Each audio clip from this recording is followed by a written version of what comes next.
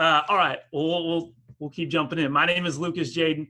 I am really excited to be here. And actually, all of this just kind of plays into what I'll be hopefully teaching you about, anyways. But I just, like I said earlier, I want to get going because there are some amazing coaches with so much to share to these people here. And so to begin, I want to share one phrase. So I get to spend all of my time around mental training, and that started out not on purpose, but rather by accident. In high school, running was my thing, and but I was considered a mental head case, and not by others necessarily, but by myself. And I couldn't work through some of the challenges I had mentally.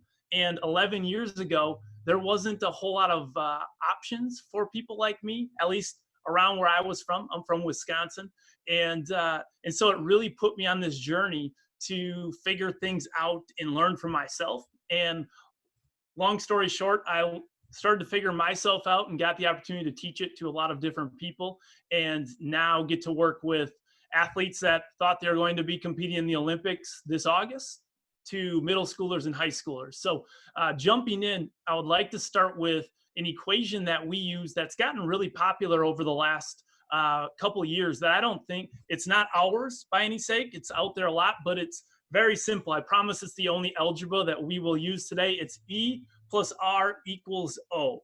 So if you haven't heard of it before, the E stands for event. Events are anything that comes up. Could be unexpected, could be uncontrollable. Those are events. So driving through traffic, somebody cuts you off, that's an event. You put in so much time and effort planning a session to be awesome for people, and somebody has the nerve to hijack it and do what just happened, it's an E. But what happens is E's a lot of times outside of our control are just one part of what becomes the outcome, the O. The outcome is the result that happens because of combining it with the R, our response. And so E plus R equals O is the events plus the response equals the outcome. And if I could tie mental training to one equation, it would be this: how good can you be at handling events, things that come up, but still respond according to who you want to be? So we get to train a lot of people in the military, and there's a friend of mine in the Air Force who took this equation to the next level and said, we developed a phrase called OBE. And basically what they do is they put people inside of a flight simulator, and people that are training to be pilots, and they'll put them inside the simulator, and they can crank up different events at them. So it might start off with a wind that picks up, might turn into an engine failure. It might go into a co-pilot who's unconscious, and they just keep cranking it up to see how well can the pilot respond and continue to respond to all these E's that are getting thrown at them. A flock of geese, to then ultimately until that person reaches what we call their OBE limits. And I want to start by just asking, where do you think, as either a coach or an athlete, your OBE limit is? An OBE is overcome by events. For our athletes, that could be changes in temperature. That could be your plans getting blown up. That could be your senior season getting what feels like stolen away from you. Earlier just now, we all got to see Idos's OBE limit on full display, which I got to tell you, Idos, that was impressive. Most people in your spot would have cracked much earlier. So in my line of work, what I get to do each day is figure out, how do we train our athletes, our coaches, to raise our OBE limits, to get better at responding to events that come at us. And now, with the time that we're in our country, in this world, I don't think there's ever been a time where our OBE limits, at least for many of this generation, has been tested more. And so before I go further, though, I want to address what I get to see and what we believe is the number one mental challenge that people face. And before I share that, I want to read some responses from you. So from this whole group, I sent out a survey asking you, what is the toughest mental challenge that you face to be at your best? So there's a lot of programs that are doing things around mental training.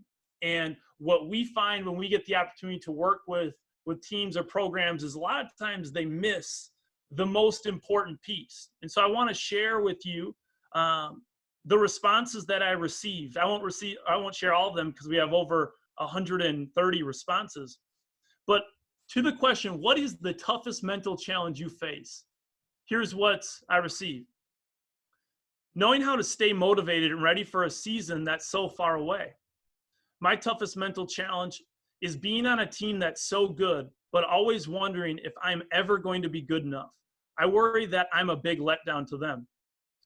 Being an aging athlete and wondering if my good enough is still good. Finding coaches who want to work with me. I am 33, but I am young, and I often push, I coach sprints, middle distance, and my athletes and I have had some successes, but other coaches feel like they might discriminate against me. Pushing myself. The fear of not knowing if what I do is worth it. The fear of wondering if all of my work will ever pay off. I've gotten a Division I scholarship, and I'm excited to keep moving forward. But when I realize the actual commitment that goes into it, I now am questioning if I have what it takes. Training alone. I cannot tell you how lonely I get with all the time that I have to train alone. My anxiety. My anxiety is the toughest thing that I have to face. It's not all the miles that I have to put in. It's waking up to that voice inside of my head all the time that says, you're not good enough and you won't get there. Putting 100% towards my training despite the uncertainty in present circumstances.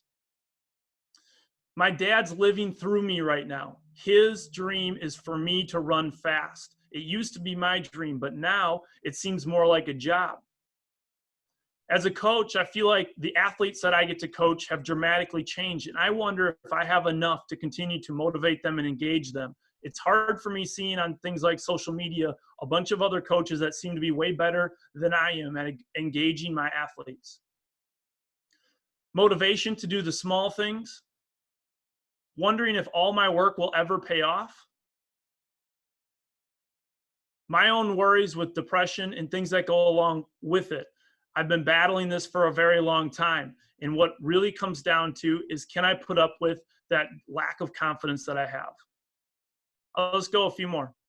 The dietary discipline that's needed for me to be elite at my sport.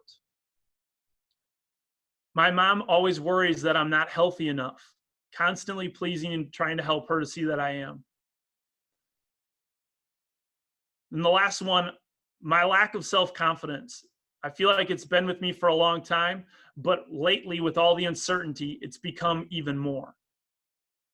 So the only reason I start there is because when we get to work with programs, we start with that survey asking them, what is the toughest mental challenge you face to be at your best? And if you hear all of that, what I hear a lot of is fear of failure.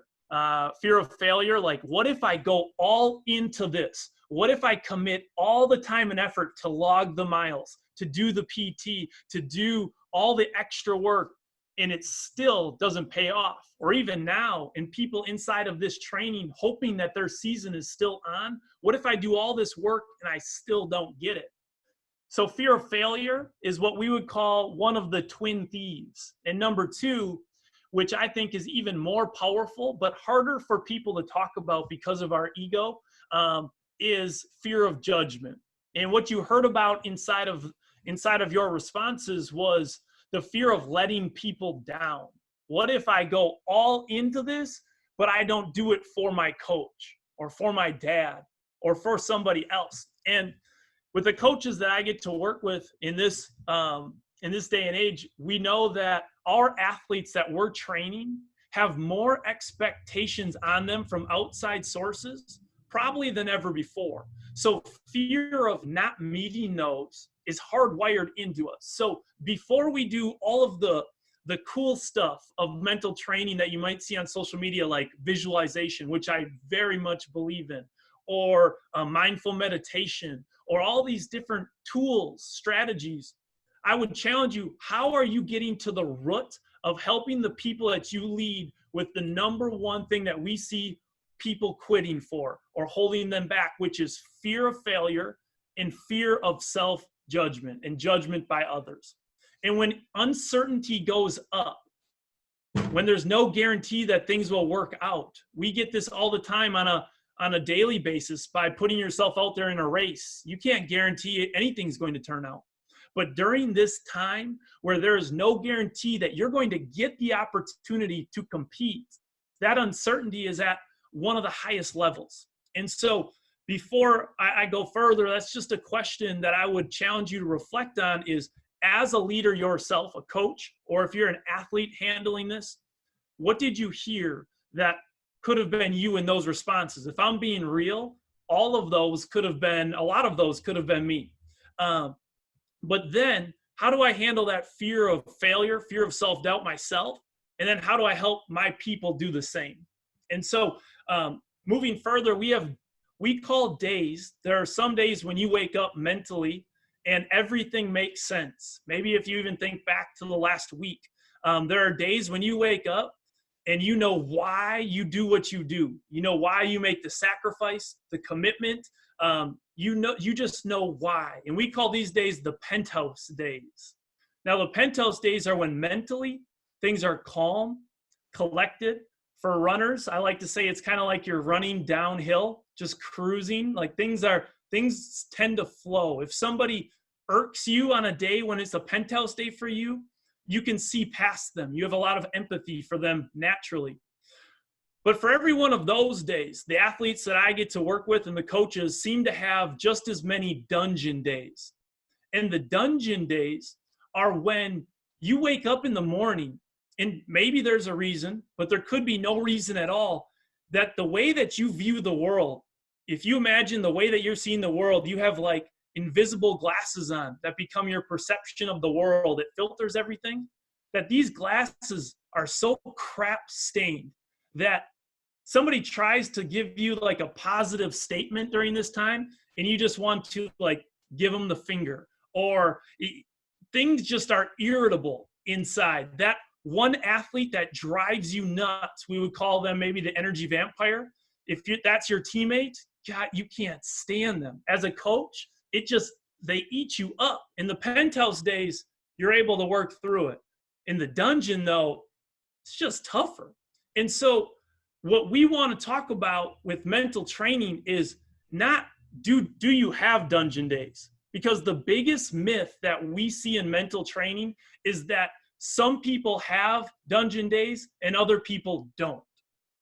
What I've learned from working with many, many people is that the harder you work, the more you want something, more than likely, the more dungeon days of uncertainty, of challenge are coming at you. And the challenge is, this isn't the feedback we get from curated social media. And so a lot of times what happens is we compare our dungeon state, our uncertainty, our wonder if things are ever going to work out, with the person who just posted about their PR or posted about something that they won. And it can really give us this delusion of what reality is. And so what we challenge our coaches and our athletes around mental training is, how do you win in the dark?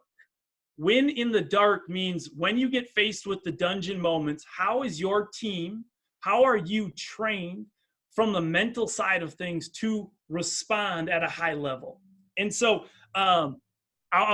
one story that we share with our athletes is, number one, a mindset around hard things. And so we want everybody that we work with to have the deep belief that I can do hard things. And so I'm just wondering where we're at right now. Do you have that belief inside of your heart?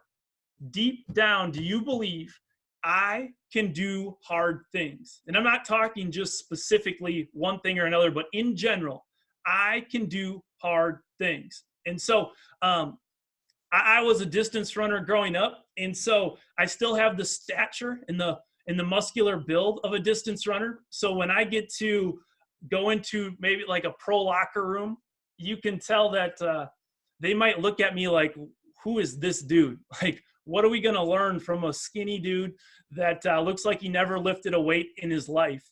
And it can push what we call the little man voice or the little woman voice or that little person voice inside of you of self-doubt.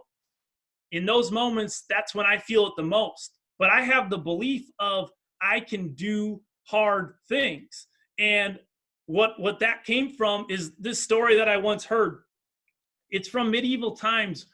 And during those times, one of the most important tools was swords. Swords, people would travel for them all over the world to be able to find the person that could build the best sword. These people that made swords were called swordsmiths.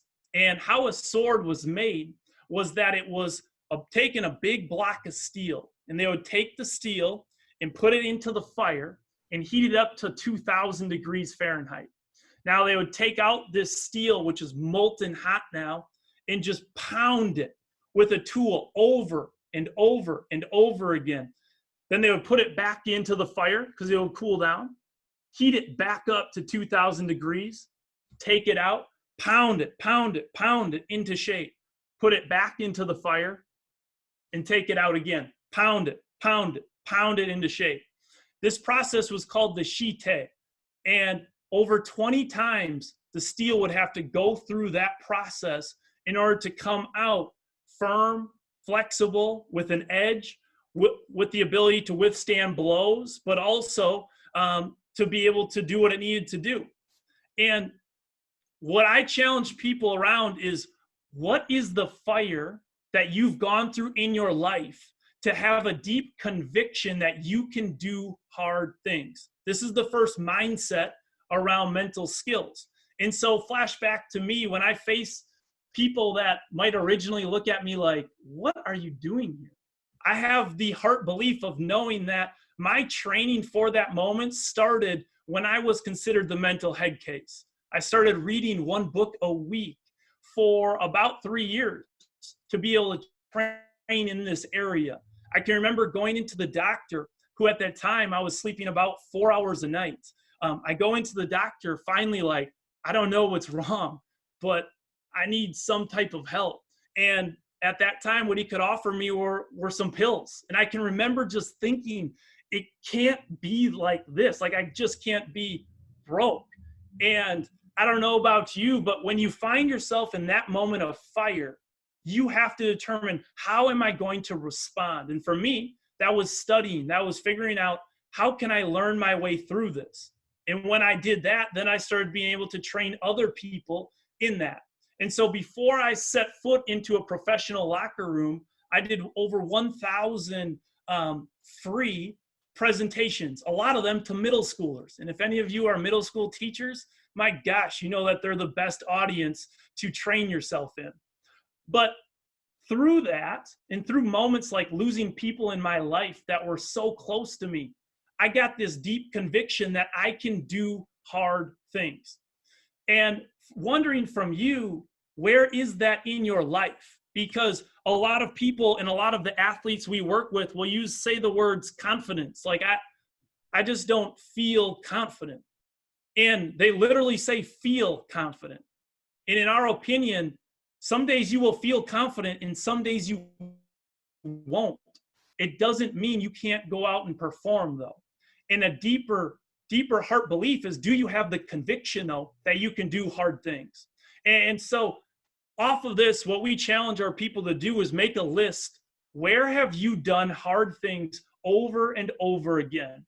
For some of you, if you've lived through a divorce with your parents, if you've lost somebody close to you, if you've traveled across the country to pursue your love of running, maybe across the world, if you have shown up for people in their hardest moments, you have done hard things. But what we find is our brain and that voice inside of our head that we call the little person voice is really good at forgetting the hard things you've done and instead shining a spotlight on the things that you didn't do well. And it'll remind you about the times you came short, but it doesn't remember all the hard stuff you've done.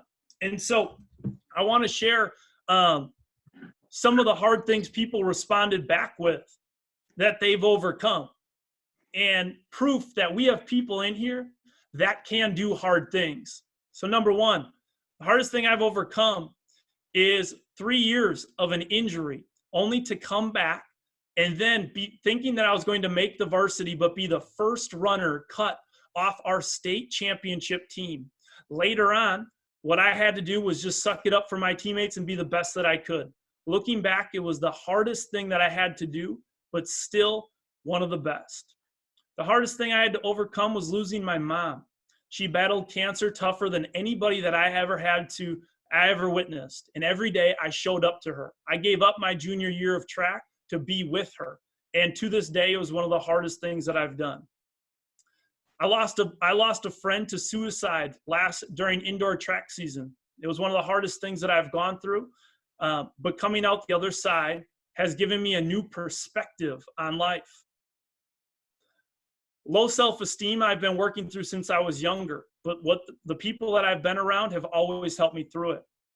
My coach's workouts are the hardest thing that I have ever been through. I know it sounds cliche, but really, these workouts are really tough. Overcoming an abusive situation that I was when I was younger, it's shown me that I can do anything. Having foot surgery and getting back into running and athletics. I could go on and on. We have over 100 responses of people telling me incredibly hard stuff that they've done.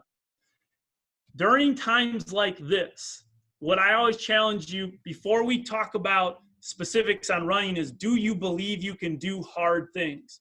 If you believe that, then we can start talking about how do you respond to this moment. And 3 specific skills that I would recommend thinking about yourself then, after you get the mindset of I can do hard things. 3 things when you get faced with tough E's, whether that's communicating to your team about the postponed season, or whether that's handling that little person voice, wondering if you'll ever get this season to go, is number 1, press pause. We use this language a lot. Press pause is simply get good at finding stillness. How well can you be with just yourself and your thoughts? Pressing pause and training yourself to be able to do that helps you to find clarity. And then later on, when you step up to maybe go to the starting line and it's just you and your thoughts, you get the ability to slow things down by pressing pause. So number 1, press pause. Number 2, for a specific skill on creating the best R possible, is what can I control? And so we really challenge people to fill out what are my uncontrollables right now and my controllables, and to really hone in on and direct your focus at what is in my control. And then last but not least, so you press pause with your breath. Get really good at training your breath in the toughest moments. 2, you direct your focus by what can I do? The third thing we call the NBA, which is what is your next best action? The next best action is like this. Your athletes don't have a weight room they can go to right now. So what's the next best thing? Maybe it's soup cans. Maybe it's figuring out how they can do body weight workouts. But the NBA is next best action. And so as a wrap up, I have to first say that it's very interesting talking to a group this large when I can't get feedback from you at this point, but I'll be around for questions later on. I hope that this short amount of time was something valuable, and I hope that your takeaway are a couple things. Number 1, your mindset around this first and foremost is, do you believe you can do hard things? People who have that belief face this head on. Number 2, get really good at seeing the events in your life and how good can you get at responding to them, raising your OBE level and helping others that you get to train raise theirs. And in order to do that, the 3 skills: press pause, control the controllables, and focus on the next best action. So I want to thank you guys for being flexible with everybody here as we get this kicked off, but I'll be around. I'll send out my contact info if you have any specific questions, but thank you everybody for getting the survey back and for being here.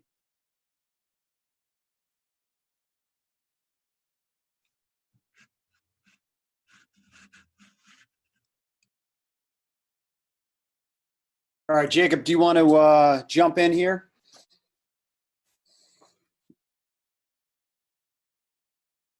Well, before we get to Jacob, Lucas, thank you. That was awesome. Well done. I think it's something we all needed. My name is Chris Farley. I am the owner of Pacers Running here in DC. We have 6 stores that are currently closed and have been closed for 2 weeks. And I've been in the dungeon, so I definitely needed it, and I think a lot of us need it. My wife is the head coach director of cross country and track at Georgetown. Her season's been canceled, so I'm kind of living it through vicariously through her as well, and can understand what a lot of you guys are going through. So I'm going to moderate this discussion. I also want to plug a couple other things before we get to these 9 coaches, and I'm really excited about the discussion we're going to have. I host a weekly podcast. It's called Pace the Nation. We have guests from high school. A couple of your coaches that we're talking to today have been on the show in the past. We talk about anything running, mostly to do with the Washington, D.C. area. But it's Pace the Nation. Give it a listen. I think you'll enjoy it. We really have a good list of guests from Olympians to average runners. Also, we own and produce the DCXC cross country meet that is Saturday, September 26th. And I just don't know. You guys may know better than me. I don't know what's going to happen with that. It's an event that we're very excited in the 7th year. It's one of my favorite things we do, and I don't know. Maybe you guys can have some insight on where we're going to be in September for cross country. Finally, I definitely want to take a second to thank Tom Brumlick, the District Track Club, Eidos, Jacob. Great job putting this together, putting yourself out there. And I think it's going to be something that we'll all remember even through the first little bumps in the road. Jacob, I know you wanted to maybe mention something about yeah, I can hop in now. I was trying to get unmuted, but I'm good now, I think. Yep, awesome.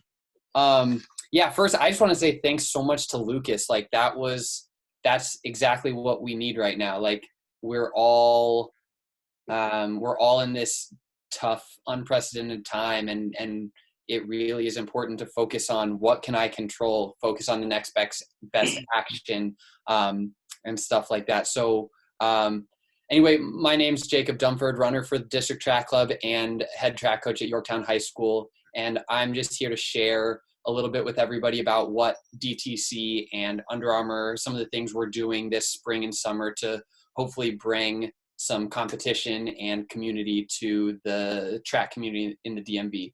So we've been getting tons of questions about the DMV meet. Are we having it? When's it going to be? All that sort of things. And so right now we are still committed to putting on this meet. We don't know when it's going to be. We don't know what it's going to look like, but we're really hoping that sometime later in the summer we can put on this meet. So stay tuned for whatever information we are going to push out. Whenever we know anything, we will push it out through our social media channels and things like that. But we really want to give the high school athletes in the DMV an opportunity to compete this year.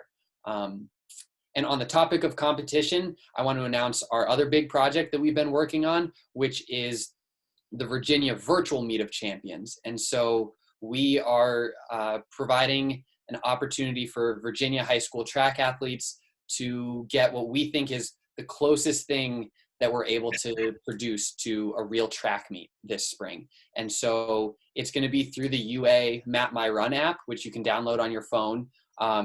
And you're going to take your phone, use the GPS, and record your fastest half mile, mile, or 2 mile. You'll then submit it to us. We will compile a leaderboard of the fastest guys and girls at each of those events. And there will be prizes for the fastest runners in each of those events, as well as the high school team that has the highest participation in there. Under Armour is providing some really cool stuff that we're going to be able to give out some cool prizes. As of now, it's just Virginia. Virginia canceled their high school season, so we're able to push this thing out. If things go the way they're looking like it, and this whole situation goes well in Virginia, we're hoping to expand it to DC and Maryland as well. If you want to stay tuned for more information, we will be pushing that out on our social media channels. At District Track Club is our Instagram, and that's going to be the main place where we probably put the most information about it. You can also check out our website. We have an informational page up about it that we will be updating throughout the coming weeks of what it's going to look like and the rules and all sorts of stuff like that. So that is districttrack.com/virtual meet. Then the last thing that I have is that I'm in charge of announcing the winners for our raffle. So I'm going to call out names, and then if you could chat me so that we know that you are here and that you can receive your prize, that would be awesome. I have a few names written down, so if the first people aren't here, we can give out these. So the first thing we're raffling off is a pair of UA Hover Machinas. That's their real big high performance shoe that just came out this year. It's one of the shoes I train in. It's awesome. So we're giving out one of those, and that goes to Tammy White. Are you here? If you can, it might take a second, but if you can chat me, we know you're here. And then the second thing we're raffling off is the UA Samsung watch. So Kyle Bodette, are you here? If either of those people can message me, we can get your information and get you your prizes.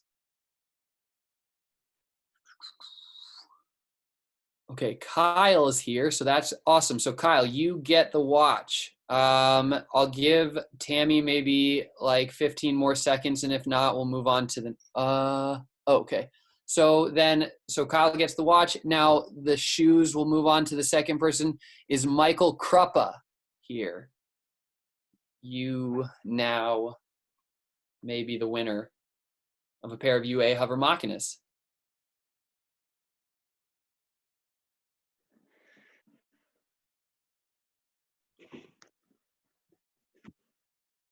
Okay, cool. We've got two people that are going to be our winners. I will message you guys and we will send you your stuff. So congrats to you guys. Again, thank you to Lucas. Thanks to Chris for moderating this, all the coaches that are going to be sharing their wise wisdom with us younger coaches and athletes and stuff like that. And then also just thanks for everybody who decided to come out. So yeah, Chris, it's all you. Thank you. All right. Thank you, Jacob. All right. I say this without hesitation. We have 9 of the best coaches, not only in the area, but in the country. So I'm going to give each coach a chance to answer a question that we have designated for them. I'm going to go down the list of coaches. We're going to try to keep each question to about 5 minutes.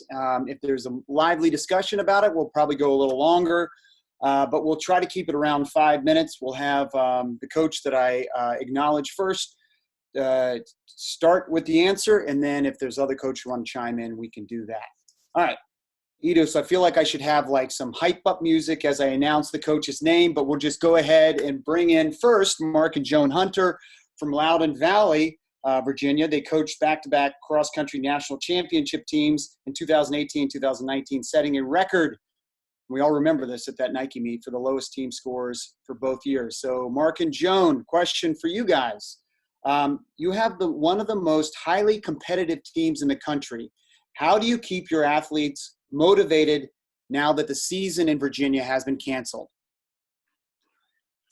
Well, the first thing that we really did was we acknowledged how disappointing and crushing it was to have everything end the way it did. And we found out, the day before New Balance Nationals that there wasn't going to be Nationals. It was the day before we were leaving. And then we found out the Olympics were canned the same day. And obviously our son has been pointing that direction. And so it was just a hugely disappointing day. And we shed a few tears. And some of the kids were sad. And first thing was to acknowledge that that was okay. And we all deserve to feel sad. And once we got over that crushing disappointment, we started thinking about, how are we going to deal with this. And we started realizing that this really was kind of a great opportunity for our athletes to improve themselves as runners. We thought about it, and the kids right now have a lot of time on their hands. Their lifestyles are very, very simple right now. They're getting more sleep than they've ever gotten in their lives. And we can look at those things as positives, even though we don't have a competitive season right now. So we pretty much started by communicating with our team. We use Final Surge to, I use that with my distance kids to put in their training and to check their logs and go back and forth, communicate with the kids. And we also use a format called Team Snap to deal with the parents and the sprint group, because they don't really log their training and that sort of thing. So we sent out, some communications about what we were going to do during this time, and maybe Mark would share a little bit about what was in those kinds of communications. Yeah.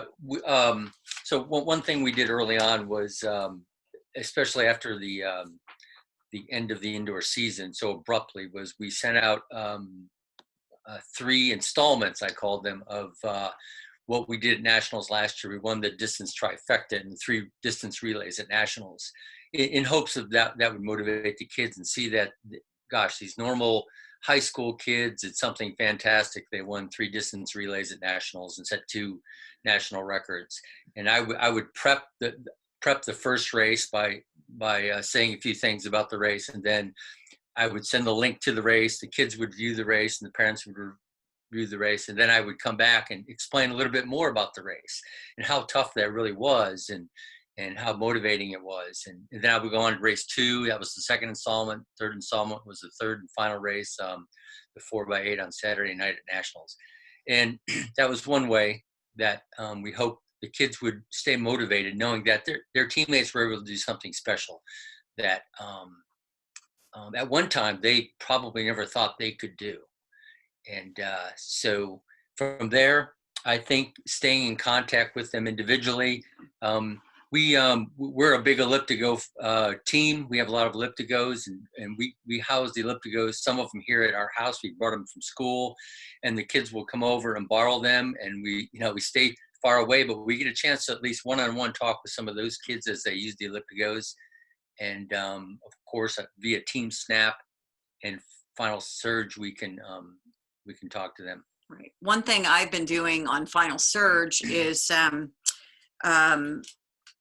just encouraging the kids to really be faithful with their logging, and I'm checking their logging, and then any kid that logs, I go through it every night. We have a large team, and any kid that logged that day, I will leave them a comment, about what they did. So there's a little bit of back and forth. It hasn't been perfect. We have kids that are not communicating with us. They've just sort of dropped off the planet, I think. And there's only so much you can do with that. I did have a conversation with one of our boys the other day who let us know. I messaged him. I said, I haven't seen any entries in a week and a half, and he admitted he has not run. And I started talking to him. I told him, I know it's hard to run by yourself, but just get out the door every day for 10 minutes, commit to 10 minutes. And once you've done your 10 minutes, you'll probably keep going. And he's done a little bit better since then. But, we're just trying to communicate that this is a time of great opportunity. They can work on their weaknesses. We're sending out, I've been putting in extra supplemental stuff like yoga routines, which is something we really haven't played with much on our team. And I've gotten a lot of positive feedback about trying new things that I'm putting in Final Surge, just little things like a yoga routine or a different circuit that they've not done. And just kind of going back and forth and giving them some new things to look at. And you guys, there's no limitations for your communication with your kids from the VA. No. That's great. And then just one other question on a personal note. You got you mentioned the Olympics and Drew's potential shot at the Olympic trials and the Olympics, and your son Jacob at Virginia. his season ripped away. How are your kids doing? Are they at home? How are your kids? I mean, you probably have other kids who are runners too that I'm not mentioning. Yeah. They're doing fine. Jacob is here. Yeah. He has been training every single day. He's doing a great job of staying motivated. Drew is still in Boulder and is thinking about coming back here, actually. I don't know if that's a doable thing. We've got to kind of think that through, but he's very motivated and definitely getting out the door every day. And he and I had a conversation just yesterday, just how there really is a lot of positive going on right now. I couldn't see that for a day or two at first, but just the amount of time we have to do other things, reflect on things, remember things that have used to be important to us that maybe we haven't made time for. He is really valuing that. And I think that's a good thing for all of us right now. A great takeaway. Yeah. One more thing. Drew had a podcast, and I thought it was very positive about some of these issues. And one thing that I took away was he mentioned something that I think all kids, heck, and all coaches could probably come away with today, is that this is a great opportunity to fall in love with running again. Not running to get you prepared to race, but just running. And Drew said he is at a new point in his life with that, because everything was always pointing toward a final outcome, Competition, trial, a state championship. Now he said, what a great opportunity. I'm following. And he mentioned that he went out that morning. I don't know when the podcast was yesterday, I think, but he went out that morning. He said, I had the best hour run I've ever had in my life because I just enjoyed the run. And I wasn't thinking about the Olympic trials. I wasn't thinking about the world championship. I wasn't thinking about the end product or the end goal. So I think that's what we'll try to pass on to our kids. And I hope some other kids will take that to heart. It's great perspective. There are a lot of people running. I'm going to Google that podcast that Drew was on. All right, so that was Mark and Joan Hunter. We'll hear from you guys later on. I want to get to our next coach, Chris Pellegrini from West Springfield. He's the star coach over there. He's coached the girls' Virginia 6A cross-country division champions in 2018 and was the coach of the boys 6A cross-country champions in 2019. And that program has been good since I've been in high school, and that's a long time ago. So you're doing great stuff over there, Chris. Question for you. You have a great team of seniors on the boys' side. How have you dealt with that? Are you still working with them? What advice do you have for other Virginia coaches who've obviously they've had their seasons canceled, who were dealing with those seniors who just got their last season ripped away from them? First, thank you for having me. Much like Mark and Joan said, it was very disappointing to start with. And from my perspective, I am very big on the project aspect of things. When you take an athlete from whatever their starting point was and you work with them for season after season and you go through the whole high school process and then you try to get to that finished product, that ending point. And we had some 12-season athletes and some 4-year seniors that we're not really going to get to see that finished product the way that we would otherwise. And yes, that was disappointing for us. And I sent an email off to my entire program that expressed that, and that's just something that we're, like everybody else, we're just having to work around. I would say that we're trying to keep everybody's spirits up as well as their training, so it's kind of two parts. One is to deal with the isolation, and as we get further into this thing, this isolation I think is becoming a bigger and bigger deal, and then the other part's the training. And from an isolation standpoint, we've started up on Sunday afternoon these Zoom chats. And that's just a way for our athletes to kind of log in and maybe just see familiar faces that they're not able to see on a regular basis anymore. And I take part in these, and we had our first one this past Sunday, and it's something that I want to keep going as we get further into this, because I think that might really help just with kind of feeling like our team community is still together, even if it's just on a screen. The second part is the training part. And my assistant, Charlie Lynn, and we actually went out to a nearby trail and we marked 100, 200, 300, all the way up to 800 meters on this straight crushed gravel trail. And that is available to any athlete or community member that wants to go out and can time themselves on any sort of interval or training that they want. And so I think that helps as well. And then to answer your other question, which was, this is actually something that I sent specifically to one of my senior athletes who was trying to stay motivated with what seems like continuing bad news as we get further and further into this. And the advice that I would have to anybody that's got a senior athlete right now is to kind of follow these bullet points and see which one applies to them. The first one is that you want to stick with this because you need the stress relief. You need to get outside, and this can help fend off cabin fever, really. And then number two was that I think one of the things that's not being brought up that much is that huge social outlet that's lost through being a member of a team. And even if our athletes are just going and running with one other person, and keeping the numbers small and obviously keeping their distance and not sharing water and doing things like that, that might be the only social outlet that they get. And so that's a big reason to get out and do something. Number three is I'm trying to put that carrot out there, which is you got to maintain your fitness just in case something happens where we might get an opportunity, maybe in June or something like that, where there could be a chance for our athletes to race. And so we'd like to be ready if that opportunity arises. And then number four was that we've got, like you mentioned, a handful of some very talented seniors on both sides. And they have an opportunity to run in college after this. Mm-hmm. And that's a pretty good reason to get out and stay fit is knowing that you've got a college opportunity waiting for you in the fall. And I don't think you want to show up at a very different fitness level than maybe what they're expecting.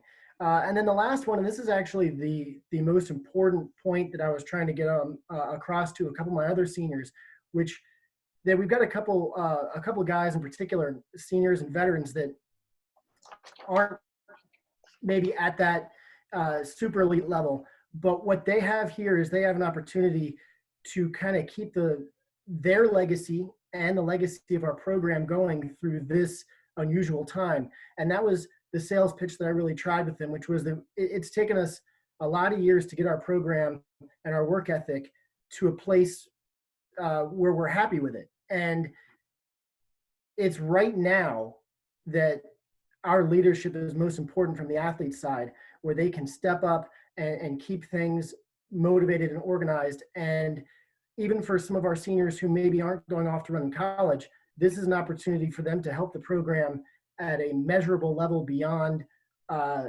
anything we could have expected going in, really.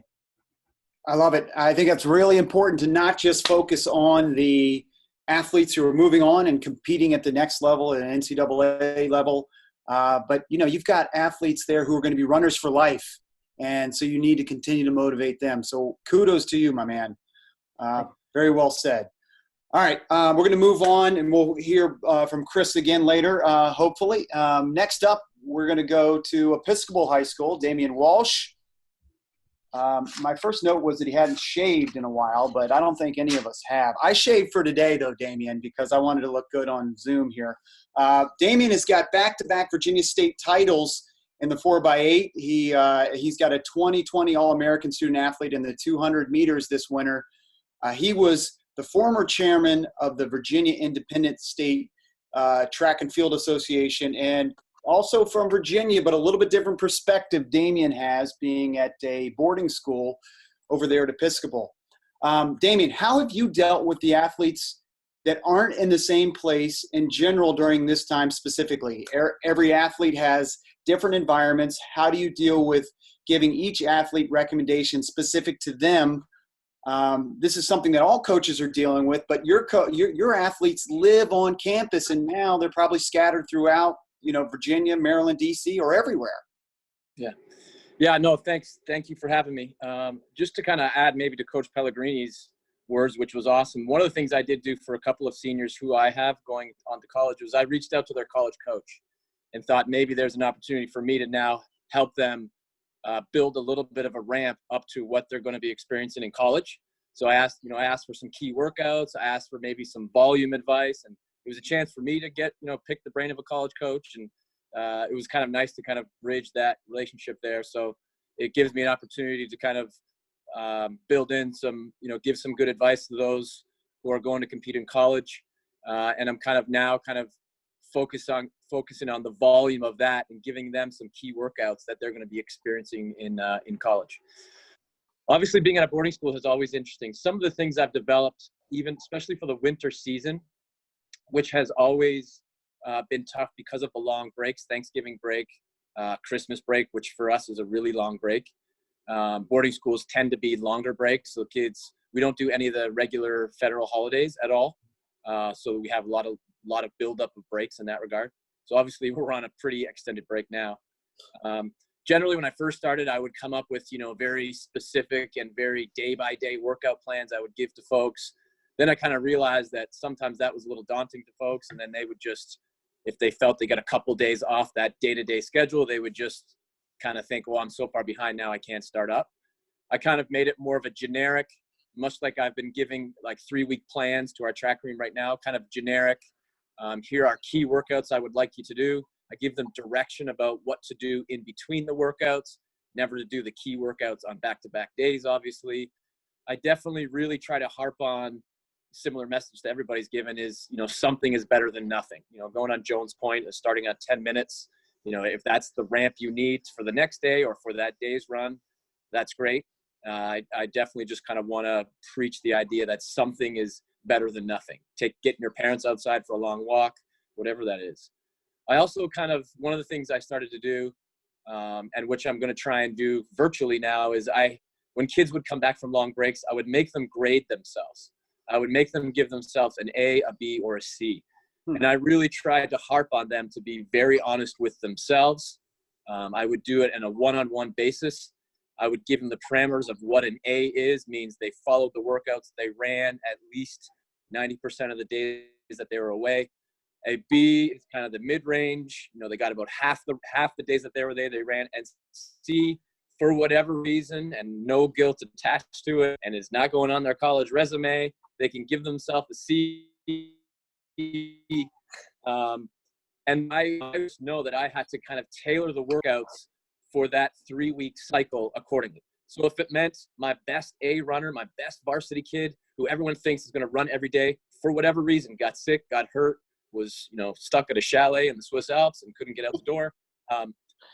If he gives himself a C and an honest C, I now know that I need to ramp him up accordingly, so that he can kind of, now based on the fitness, now I know the fitness level of a lot of them going into it, and I was able to know how much ramping I would need to do. But the kind of the A, the B, and the C was that really the idea of giving themselves a grade. So it built in a little bit of a conscience for them. So I'm going to kind of try and go to that virtually now, and see if I can kind of get them to kind of keep themselves motivated of giving themselves a grade. And I wouldn't be giving them different workouts, but if we were doing 5 intervals of something, I would tell all the A's, you're only doing 4. I'd tell the B's, you're doing, I would kind of do it according. I would tell the C's, you're doing 2. And sometimes that would piss some of the overachievers off. But as I would say, if you lie about it, or if you are not honest with yourself, in 4 or 5 or 6 weeks time, when you're going to have shin splints, you're going to have an injury, you're going to have something. I'm going to coach everybody at the A level, but I want you to be honest yourself of where you are coming back. So I'm going to try and introduce that a little bit virtually. But that is some of the things that I've kind of done on breaks. I have found that a lot of the more serious people have reached out to me, and it's what I love doing. So it's not, I don't definitely have a decent sized team. So kids kind of reach out to me and want something a little bit more specific. So I don't mind kind of writing up some specific plans. It gives me a chance to touch base with them, get a sense of where they're at, what their home setting is like, what kind of access they have. And then I can kind of gear an individual plan towards those kids, and definitely don't mind doing that. Now that I know they're hopefully training for the district track club virtual meet, That can definitely give them a goal. And one of the things I hope to do is, I'll throw that out there, is I would love to somehow develop in the fall, supplementing some of the cross country training we're doing, some of the cross country stuff we're doing, with some distance oriented track meets in the fall.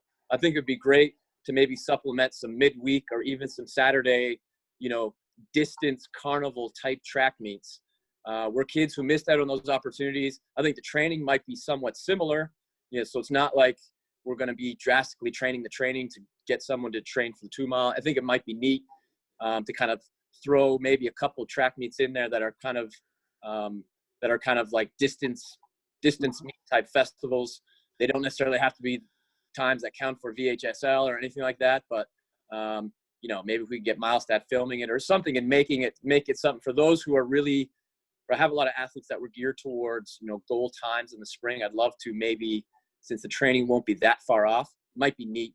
I've also have a bit of a culture of the kind of the 4 and 8 runners coming up for cross country in the fall.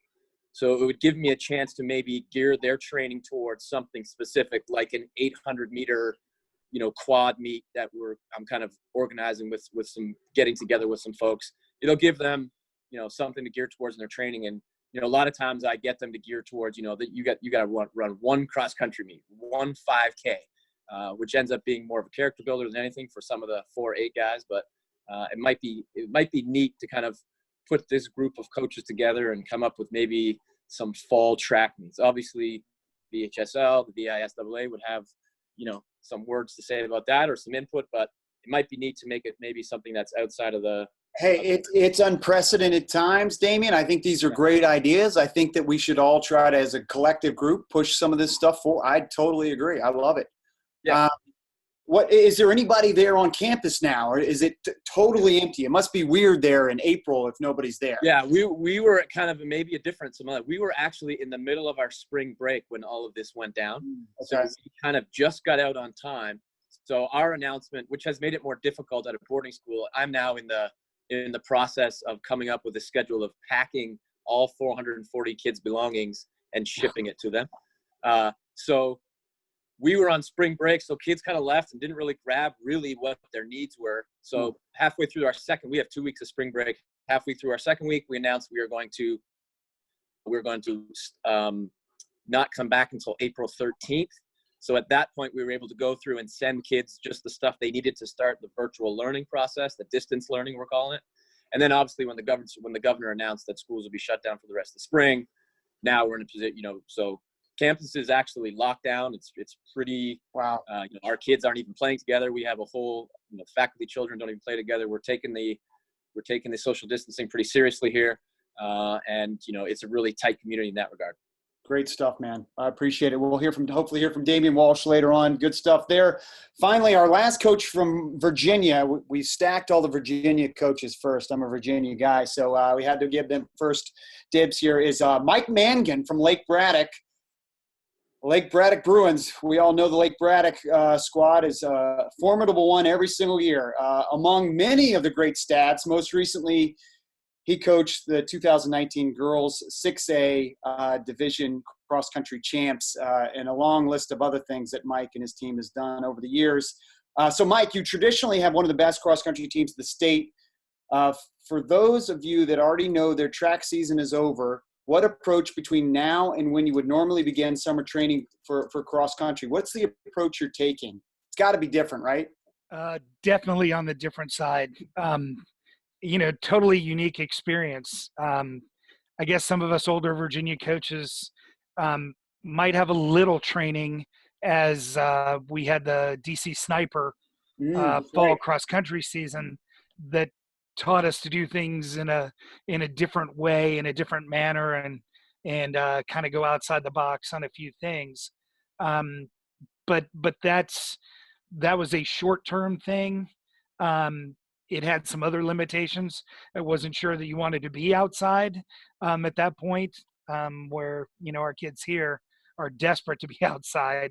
It's probably the only place they can go to get away from everything going on in their house, maybe. So it's a little different, but the the first thing we talked about with the kids is we have a ton of time. And unfortunately, sometimes when we think we have endless time, we're not very present and we really don't get on to things. We put things off.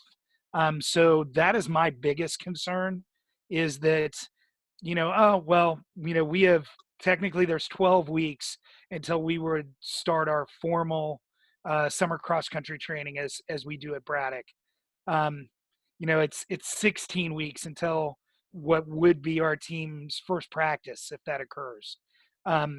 There's no way for me even to lump that all in together. It's just too big a bite.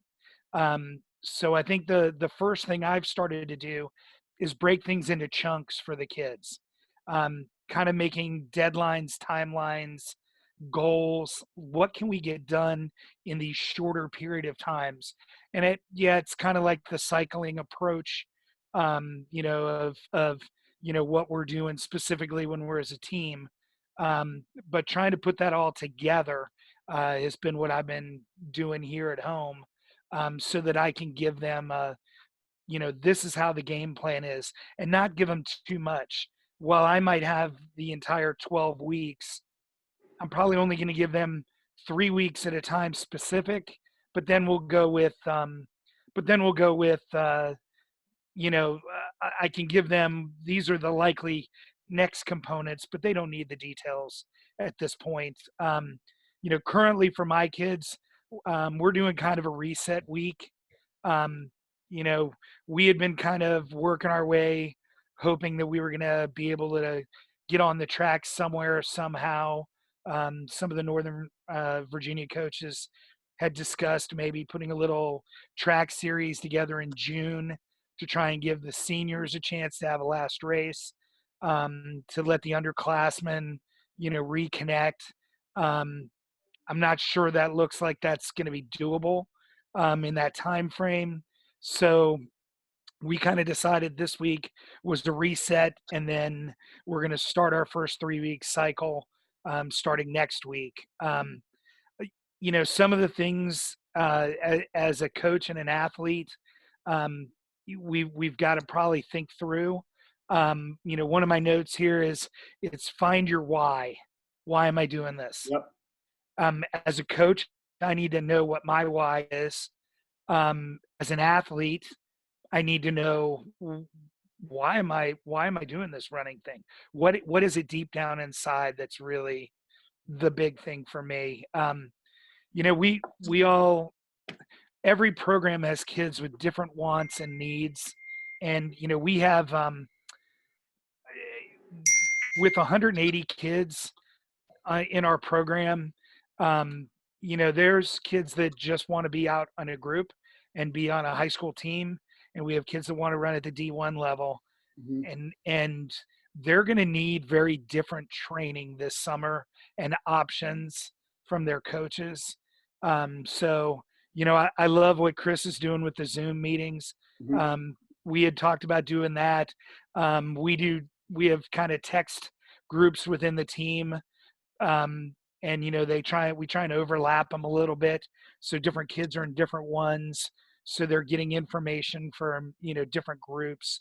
So that's kind of where we're all still trying to figure it out. And then we also have to try and figure out, I put together a little and it's not a quiz, but it's a little like take stock of where we're at and what their goals are. And I'm sending it out to each kid to have them fill out so that I have an idea of what they're thinking, where they're at. I have some kids who've already told me, Coach, I wasn't much of a track runner anyway. I wanted to get ready for cross country. This is the greatest thing ever. I had one young man who, probably running 45 miles a week, sent me a note that he had looked up 3 or 4 things online, and he figured between 90 and 110 miles a week by August would make him really good. We started with really broken, was the next words out of my mouth, but it was good to see that, he was interested enough to go do that. That tells me a lot about him. Okay, now let's channel that. So, he wants to be a cross country kid. Let's train for that. Some of the track kids who are, mile 800 kids that they do cross country because they love the team and the team aspect. I've got to have a different plan for them. We've got to have some idea of maybe some open races in July where they get to step on the track and go fast, which means I'm going to have to change that summer, training a little bit to fit some of that in. Otherwise, I think they'll lose their why, because their why isn't to log a lot of miles. Their why is to love, being with their team and running fast. So, it's definitely a such a unique situation. I think we have to think of very different things. And Yeah, I love the know your why. And Mike, just real quick, and we're gonna get to the other. Do you believe that there is going to be the cross country season as we usually know it? Do you believe that will it be the same thing that we're going to see in September of 2020? I'm a pretty big optimist in life. I think we will have a season. I don't know if it'll be exactly the same. Okay. Just everything I've been able to glean from the Virginia High School League and different things. I think our athletic directors are working hard to have a plan, but I also know they're working on backup plans. Honestly, a good thing for cross country is the revenue sport is in the same season as us. That's true. That's true. And while there might have been less motivation, that's the cynic in me. In a non-revenue season like the spring, I think there will be a lot of people that work awful hard to make sure there's a football season. Yep. So I think that could help us. Hey, and one thing, Damien had mentioned it, but on the college level, a lot of college coaches don't have a lot going on right now.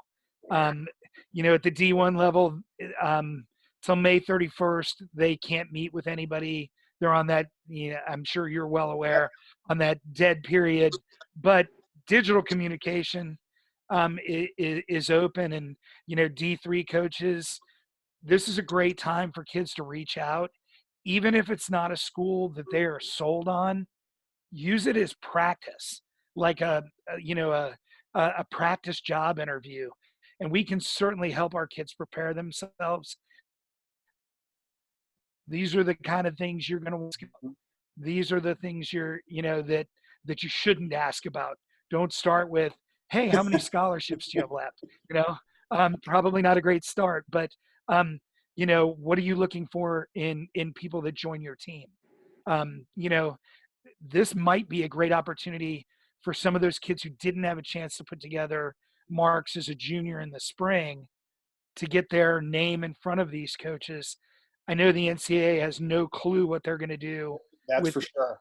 With fifth years and roster spots, and I have some seniors who were promised a spot, a roster spot. But if the seniors that were going to graduate come back, and there's limits on your roster spots, what are they going to do?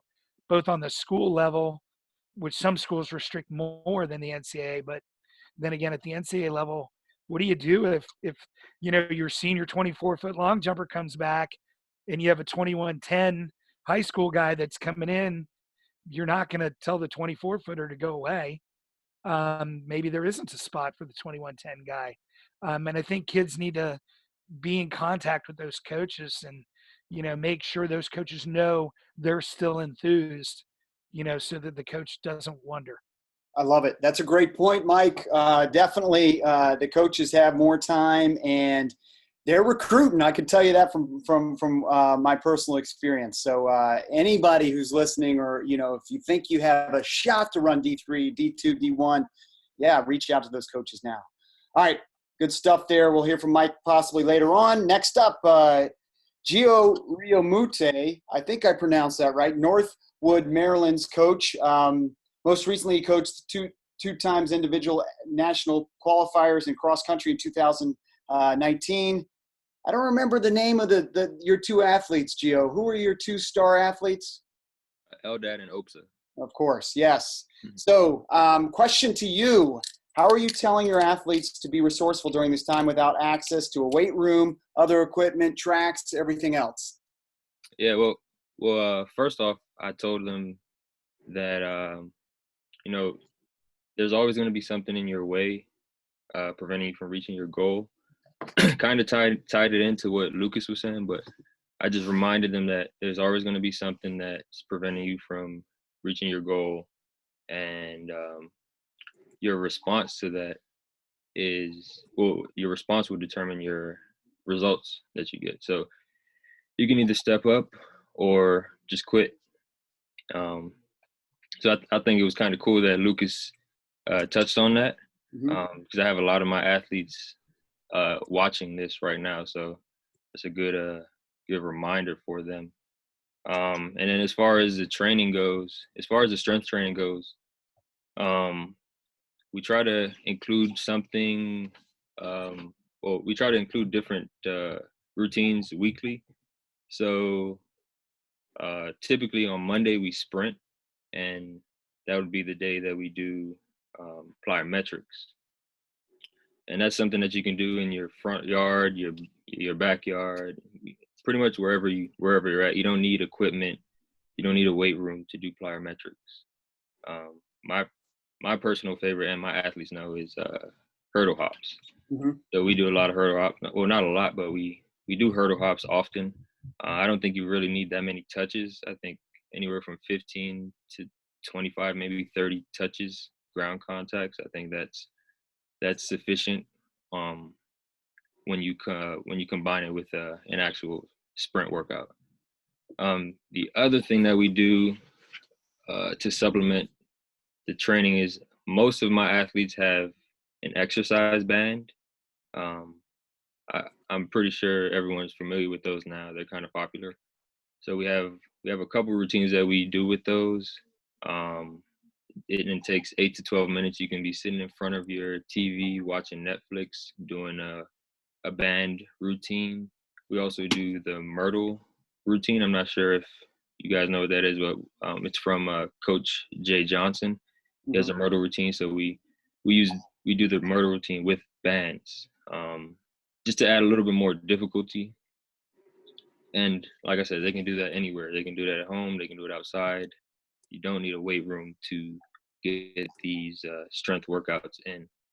And then the last thing that we include, and we include even now, is a hilly run. So we have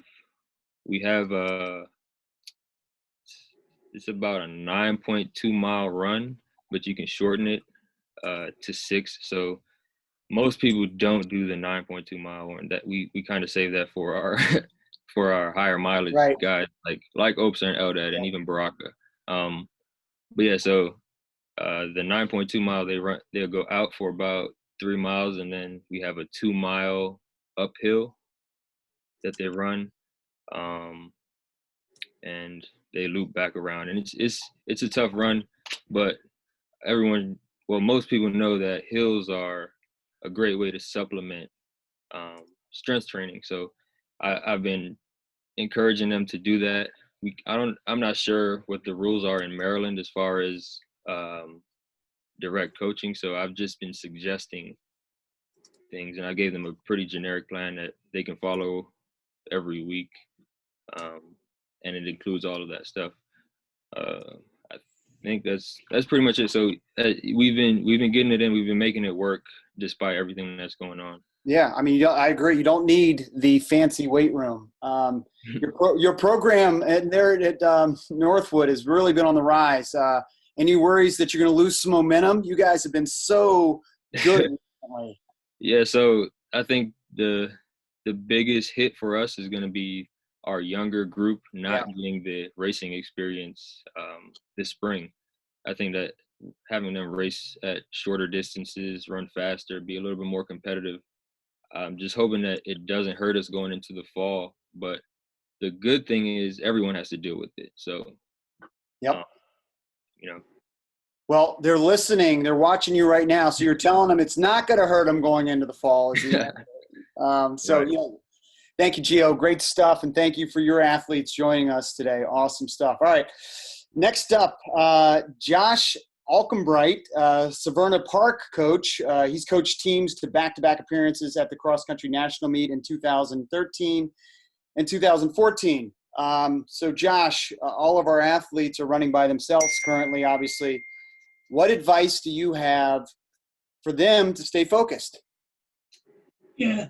First off, thanks for having me. I appreciate it. This is forum.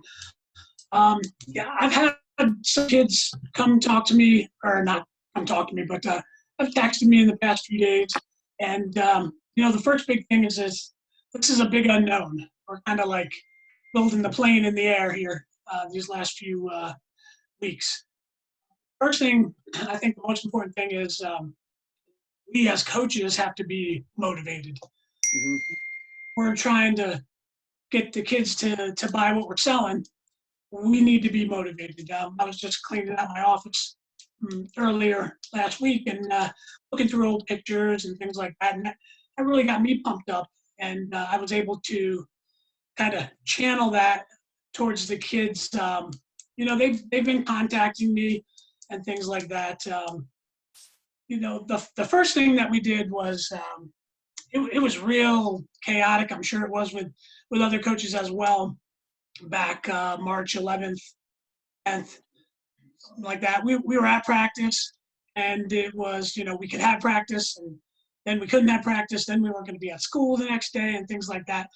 So we kind of found out before we even left practice, after we left practice, that I wouldn't be able to meet with the kids again. So kind of had to scramble. And the first thing that we did is we kind of put together a 2-week block as if we were still going to be, full steam ahead after those 2 weeks were up. We actually had our first meet coming up the following Saturday. So I kind of developed that training of normalcy, and a bunch of the kids actually got to some local areas that they were able to go to and kind of did a virtual meet. We were going to have a local kickoff invitational here. So they did the events that they were going to do and things like that. So kind of kept it normal for those first 2 weeks. And then, it kind of got apparent just about, the last couple of days here that the season was going to kind of be perhaps lost. I know it is in Virginia and some other states and things like that.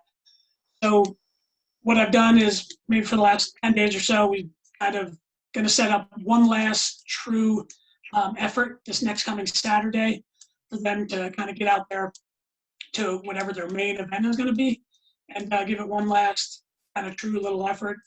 And then what I'm going to do kind of after that is, like I said, it's pretty apparent that we're probably going to lose this whole season. And our entire program we're pretty much a cross-country focused program. Mm-hmm. Everything that we do all year round it's focused for those 3, 4, 5 months in the fall where we're really going to get after it and, hopefully even extend our cross-country season into later December and things like that. So we kind of are going to shift to the cross-country aspect now. And, we've got some kids that are struggling, particularly the seniors, with the motivation. And, I just told them, you got to mix it up. You got to find, like I think it was Michael saying before, you got to find your why. Mm-hmm. And, why did you get into this? Mm-hmm. Really, one girl yesterday really struggling, trying to give her some tips and things, and she's just really hard to get out there and run. And so the kids that need the structure, great, I'm going to give them the structure. Those that are not, maybe just do what you can. Get out there and just try your favorite workout or whatever it may be. But yeah, I'm going to shift it here probably in the next 7 to 10 days to give a pretty structured 10-week summer training program. Obviously, that's going to have to be extended. So one thing that I am really worried about is, like, we have a great group of kids that really do a good job of being focused for those 10 weeks because it's, tough to get that spot on the bus. It's tough to be on the A team or be on the B team or whatever your goals are. They do a pretty good job in those 10 weeks, but the good and the bad thing, we're going to have a very extended summer, which is awesome. It's going to be a huge buildup, but it's also going to be a challenge to get them to stay motivated. So we're going to have to figure out some different ways to maybe do some. You usually don't like them to do summer racing, but maybe get a race in, road race or whatnot. But, that's some of the things that we're trying. And another thing is I really am going to, and I started to a little bit, is focus and incorporate some things that I want to try in the fall. Some of those things that I've been maybe hesitant to get to. I've only been coaching the girls program at Severn Park for the last 3 years. I've been the boys coach for about 14 years now. So raising the girls up to the amount of minutes that I want them to do and things like that. So I'm testing out those things right now to see how they're handling it and throwing in some workouts that I've wanted to try and see how they're handling that. And the feedback that I've got is pretty good. They said they're tough, but they're enjoying it, and I think they're enjoying the challenge and things like that. So, really just trying to get them to stay focused for this area. So I like the idea that some of the coaches had. I think it was Chris before that said the Zoom meeting. I think we're going to have a Zoom meeting for our summer training. That's usually like a big kickoff to the summer. Maybe like the first week of June, we have a big meeting. We talk about our summer training, talk about maybe some of our goals, and really kind of talk about the next man up philosophy that we use, because particularly on the girls side, we have a pretty young boys team. But on the girls side, we have lots of holes that we need to fill next year, and got to get those girls motivated to want to scoop up those spots, because there's only so many few spots on the bus, for sure. That 10 spots are coveted.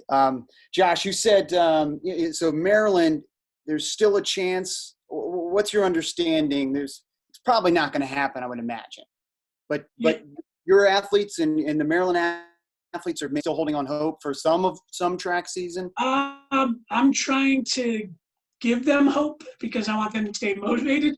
Yeah. But I'm not really holding out much hope for the season. And like I said, I mean, I'm excited about it because like cross country is my love. It's my wheelhouse there. But I want to keep those kids in it. If there's some of my kids listening, there's hope, but I don't feel much hope. Let's prepare for cross country. You're taking a positive view of it. Yeah, let's prepare for cross country. All right, so thank you, Josh. Appreciate it. Let's go next to Jim Ehrenhalf. He's from St. Albans National Cathedral in D.C. and 22 years of head coaching cross country. The boys have won 18 IAC championships, and the girls have won 8 ISL championships. Pretty impressive, Jim. How are you helping your athletes cope with this situation mentally? Yeah, so I guess first, thanks for hearing from everybody, because I'm not sure how much new I'm going to have to offer, but again, just really grateful, and it's an amazing opportunity. And I bring this up in no way that equates what we're going through in terms of coaching and running with the tragedy that's going on all around the world. Yeah. So understanding that, we are losing something that means a great deal to us in terms of a season and what it can mean to them as individuals, as a team. So there's a kind of grieving process going on right now. And it's involved some denial initially. I think we're still sort of in that denial stage because we're still hoping that something's going to happen. We haven't been told yet it's not, but we got that going on, and we're going to be transitioning into acceptance, I'm sure, at some point soon. But I think part of what I'm doing is just understanding that all of our athletes are in a different place with that. And emotionally, mentally, they are they're pretty diverse in how they're responding, the ones I've been able to make contact with so far and touch base with.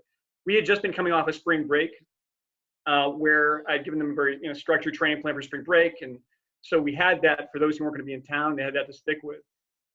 Then as we're moving into when we would have been here in school, I've given some space, but I have a training program I've laid out for the first week here. But coming back to this question of the why, and I really appreciated that. I think it was from Mike. And I've been sending out a couple of emails to them that just have been, and I use Remind too, the Remind app, but emphasizing my version of the why to them. So it's become a little preachy, but especially given that we don't know for sure what's going to happen the rest of the season, I've tried to point out, look, I'm going to tell you at least one main why you should be doing it. And it's because you're pushing yourself to become ultimately a better athlete, yes, but most importantly, a better person. Mm-hmm. And nothing changes with that. So you're going to need to discipline yourself to benefit in the way you should from the training that should have happened this spring. I've got a plan. We're going to carry it through. We got a cycle of training we're going through, and you're going to go through it because it's going to help you develop as a person. So I'm trying to go to that intrinsic motivation and trying to go hard on it. It's what should be motivating them anyway. Even if we had a full season going on, that's what should be motivating them to be at their best and to push themselves to develop the habits that are to carry with them their whole lives. So that's what I've been trying to emphasize so far. Within that, I also am, as with others, dangling a carrot. So I'm going to start up with a number of them, and I hope I'm going to put this out to all of them, but of tests essentially that are going to come every 10 days. So we're going to take these 10-day chunks to the training, with the training being periodized, cycling through, approximating, building up to something, to give them a chance to see where they would be and where they will be if they can actually put in the training the way they're supposed to. So there's the motivation on that side, where the extrinsic motivation of you want to produce, whether it's a time, even if it's a tempo run, something that is a sign of what kind of progress you've made. But then all along the way with that, making sure they understand why they're doing it, and it's going to be something that's going to carry with them the rest of their lives. And sure, yeah, we hope the spring, maybe at the end, summer, cross country, absolutely. We'll be looking ahead to that too. But again, it's that long-term view of what they're doing this for the course of their lives. We want to really make sure they have the foremost in their minds. Yeah, you're really building habits that are lifelong habits. It's really important whether they have a track season or not. I mean, that's immaterial to really what the long-term goal of this is, building healthy habits. And Jim, I love the stages of grieving. Yes, I was just trying to go through my mind where I was at. And I actually think this session here is helping me through that process. What stage are you at, Jim? Yeah, I'm bargaining right now, and trying to stave off acceptance, and because I know I'll get depressed at that point. So yep. Yeah, awesome. Thank you, Jim. Good stuff there. All right, next up, we're going to go to Georgetown Days head coach Anthony Belber.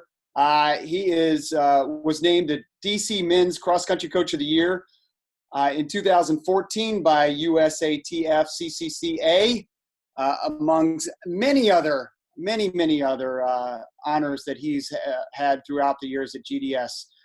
So Anthony, GDS does not have a home track. What advice do you have to athletes that now are without tracks and still want to get in the work? Yeah, hard work is hard work. It doesn't really matter where you do it. If you're motivated and focused, you're going to be training hard. And, we will occasionally get onto a track, but we often don't have control of when we have access to American University or other tracks that we have to beg and borrow for. So our athletes are kind of accustomed to making the best of a situation. But obviously this is an extreme example of that. Alleyways, streets are not being used, getting out early in the morning, finding a park that's not locked down, maybe just a strip of grass next to a roadway in places around the city. Being creative. Our sprinters are often just running up and down grass hills, doing stair workouts all throughout the season. Anyhow, in a normal year, we've got Zaya Holman, our top female sprinter, runs a 52. She only gets on the track about once a week in a good season. Hard work will pay off if you are ready to push yourself. And it comes back to what Jim Ehrenhalf was just saying. I think, we preach a lot that you get out of it what you put in. And it isn't about the surface you run on. It isn't about the competitions in the end. The competitions help drive you hard. When you're competing against somebody, you have an excitement and a motivation to push and dig a little deeper. But in the end, it's what everybody keeps talking about, why do we run? And I keep asking the athletes on our team to think about what it is that drives them, what gets them to come out and keep at it. And, it's that satisfaction of being in a groove on a tempo run and just flying along. That day where you felt miserable the day before, but then suddenly you're out there and you're feeling great and you decide to extend your run. We're trying to focus on those sorts of things and thinking about ways that we are driven and excited about the progress we're making. But yeah, I think for where to work out, some of the high school tracks in the area are still accessible. Maybe an athlete can get to something in their neighborhood, but a lot of times those places are locked down, or those are very crowded with walkers and so on, and people don't want to be out there right now. So look for roads that don't get very well used. Usually I send kids into neighborhood streets where there's not a lot of traffic, not a lot of intersections they're going to have to stop at. Nowadays, they could probably do well on some of the avenues. Some of the major thoroughfares right now are pretty darn empty, and you might be able to get a nice long, tempo run along Wisconsin Avenue or Georgia Avenue or something where you used to have to stop at every light. But alleyways, I just had my daughter is running, and she was out there doing a workout around the neighborhood block, just down the sidewalks and cutting through an alley because she was less likely to run into dog walkers, everybody else out there. So be creative. And in the end, you run because it makes you feel good. You run because when you're done running, there's a satisfaction and a pride. You run now because you will be a better runner next year and in your next season because of the experiences you got, pushing yourself through those doubts, getting out the door when you didn't feel like getting out the door. That mental training, that toughness, that overcoming those fears and doubts, coming back to our speaker at the beginning of the day. When you take control of the things you can control, that's what it's all about. That's what the sport is. That's what unites shot putters and high jumpers and distance runners and sprinters. We're all put in stressful situations. We're all competing against things we can't control. How much wind, how much rain, what our competitors are going to do. And in the end, we have to control what we can control. Getting off the couch and going outside and getting in some kind of run, whether it's a 15-minute jog or an hour long or a 45-minute tempo run, laps around the block, stairs up and down from your basement to your first floor, or go to your building stairs and run up and down without touching the railings.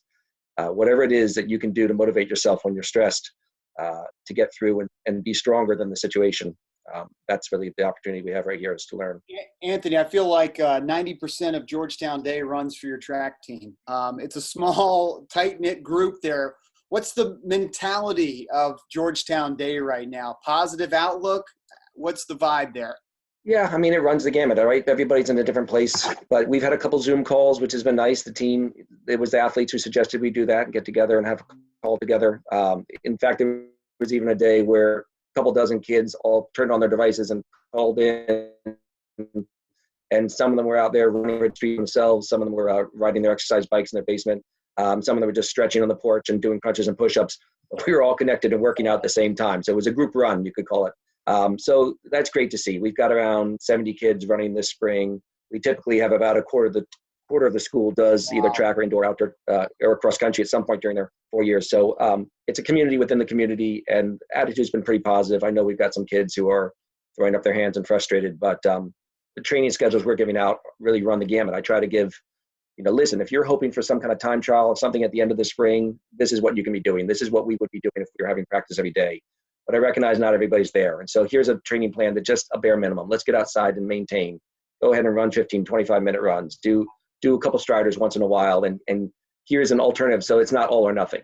If you're really not going to go ahead and train hard, here's something you can do, because you and I all know it. You're going to feel better if you get outside in this situation. No doubt. Good advice, my man. Well done. All right, that's Anthony Belber from Georgetown Day. Great stuff there. Another DC school, Gonzaga, John Asima. He's coached for DC. He's coached 4 times DC state championship teams, including one this past season. So, John, you're maybe a little bit unique. Well, I think maybe there was a couple other coaches here. One other coach who only coaches cross country. What advice do you have for those coaches who are now planning for cross country in March and April, which we've never had to do before? Yeah, so a few different thoughts. Before I go into that, I just wanted to quickly follow up on what Anthony was saying. Good suggestions about training without a track. And I thought of 2 other things that I often recommend to my runners, particularly for during the summer. One is just to go on time-based intervals, 30 seconds, 60 seconds, 90 seconds, whatever, hard effort based on time. And, perceived effort is a big part of how you know how well you're running. And then the other thing is take advantage of the rail trails and similar kinds of, wide paved trails that are in the area to the extent that they're not too busy. I know probably want to advise our athletes not to go out on a Saturday afternoon when there's still a lot of people out. But a lot of those have distance markers on them. So if they're doing tempo runs or longer runs, they can look at the mile markers on the towpath or on the Mount Vernon Trail and other trails like that. Or a lot of the kids have the GPS watches too, so they can use that. So anyway, a few thoughts about your question, Chris. Yep. Motivation for cross-country coaches or for people just shifting to cross-country, even if you coach track, if your season's done, then now you're a cross-country coach anyway. Right. So I think flexibility is key right now in the moment we're in.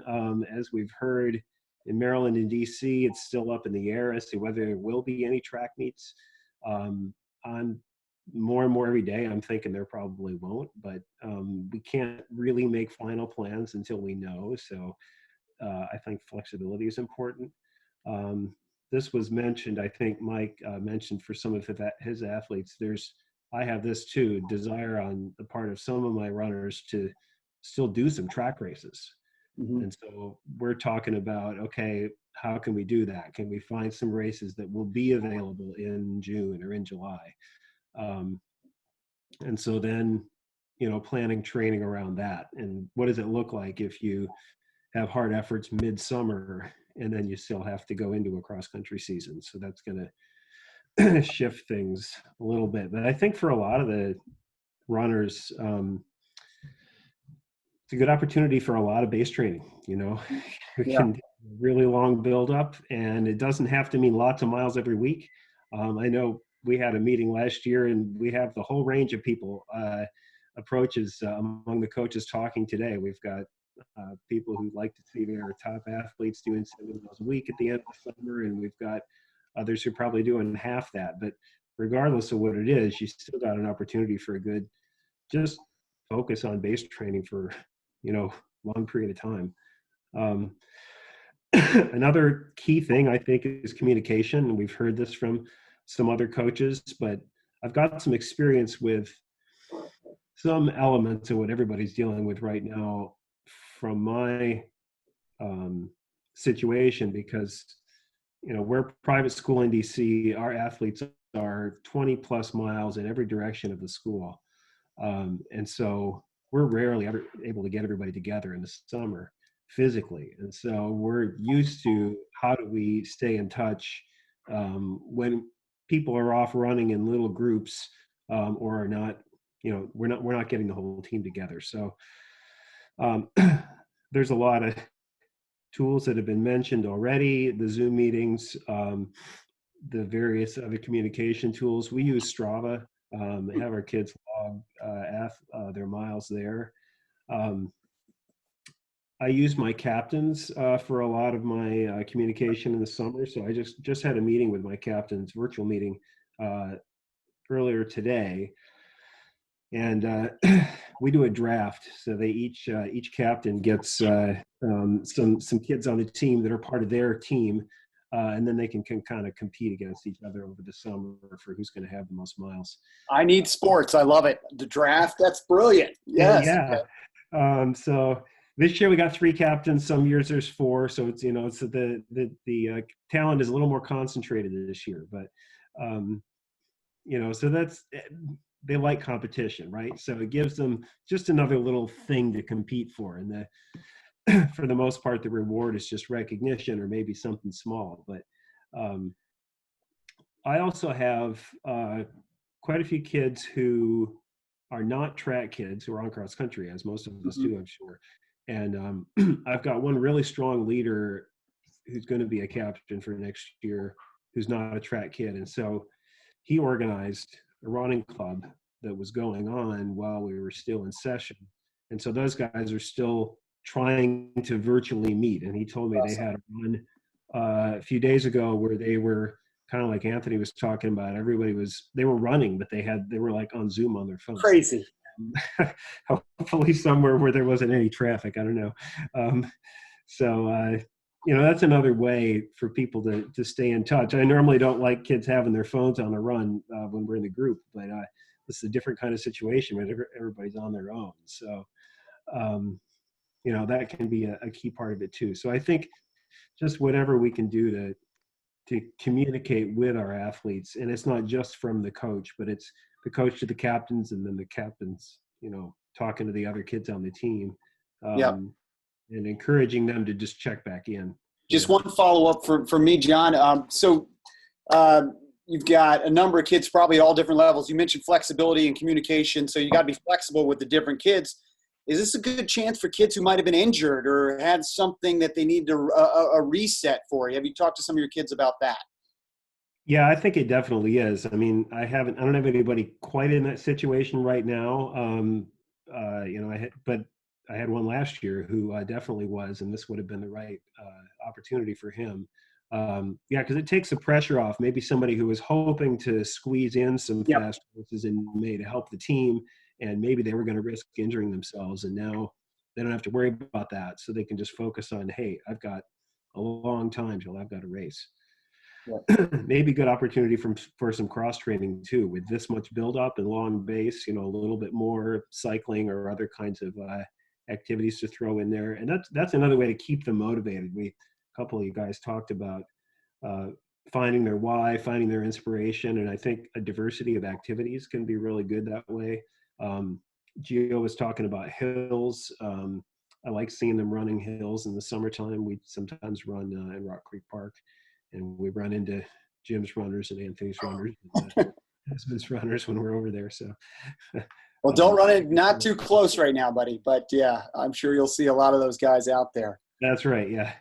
All right, John Asama from Gonzaga. Well done. Thank you. Well, this has been fantastic. We had a list of questions, but we've gone 20 minutes over. And I've been thrilled to look at your faces on Zoom here, and everybody's been super engaged. So that's been really cool to see.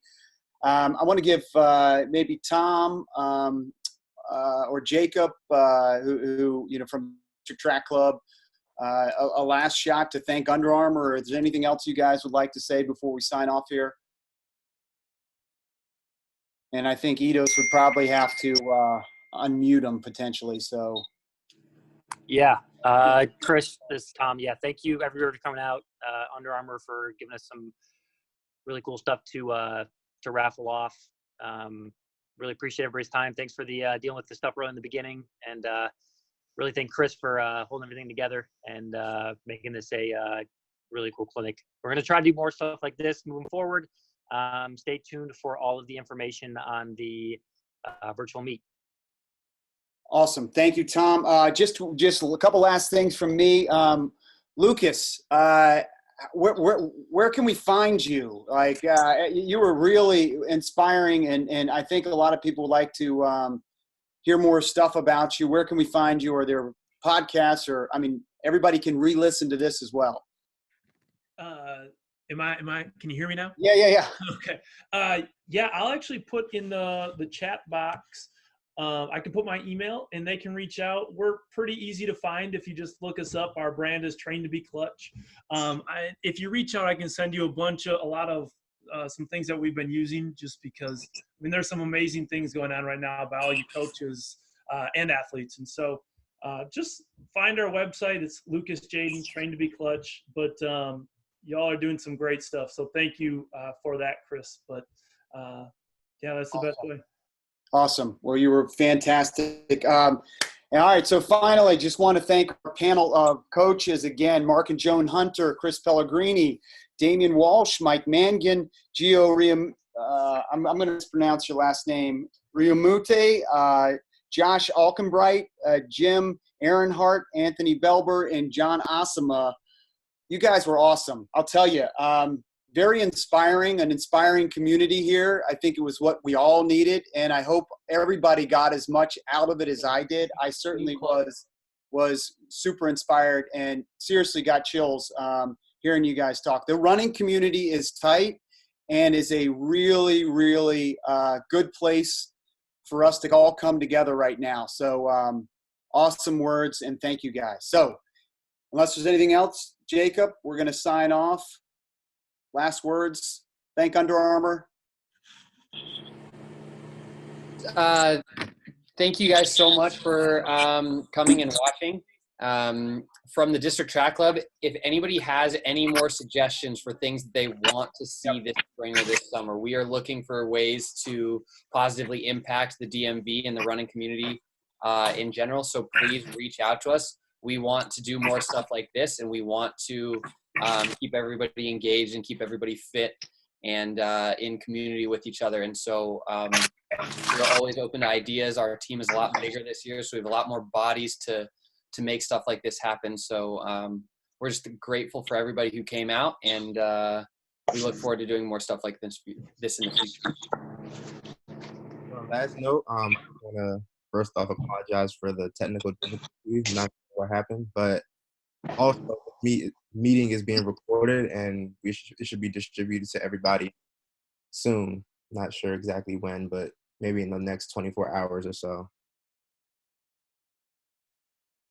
All right. With that, this was a big success. As Jacob said, let us know what you liked, what we can improve on, and when we're going to do the next one. So thanks again to Eidos for running the show here. Thanks to you guys, and we'll hopefully see you soon. Thanks, everybody.